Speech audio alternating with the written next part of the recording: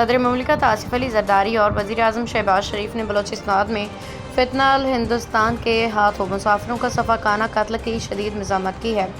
تفصیلات کے مطابق صدر مملکت آصف علی زرداری نے اپنے مذمتی بیان میں کہا کہ دہشت گردوں نے بس سے اتار کے بے گناہ شہریوں کو بے دردی سے قتل کیا۔ یہ بربریت فتنۃ الہندوستان کی پاکستان میں خون ریزی کی گھناؤنی سازش ہے۔ سانحہ بلوچستان فتنہ الہند کے دہشت گردوں کی بزدلانہ کارروائی ہے۔ محسن نقوی صدر نے کہا کہ فتنہ الہندوستان پاکستان میں انتشار اور بدامنی پھیلانا چاہتا ہے۔ دہشت گردوں کے مکمل خاتمے تک ہماری جدوجہد جاری رہے گی۔ لواحقین کے غم میں برابر کے شریک ہیں، تعزیت کا اظہار کرتے ہیں۔ وزیر اعظم شہباز شریف نے کہا کہ نہتے شہریوں کا قتل عام فتنہ الہند کی کھلی دہشت گردی ہے۔ دہشت گردوں سے پوری قوت سے نمٹیں گے اور بے گناہ افراد کے خون کا بدلہ بھی لیا جائے گا۔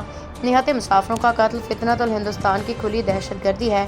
وزیر اعلیٰ بلوچستان انہوں نے مزید کہا کہ عزم، اتحاد و طاقت سے دہشت گردی کے عناصر سے نمٹیں گے اور دہشت گردی کے عناصر کو جڑ سے اکھاڑ کے دم لیں گے۔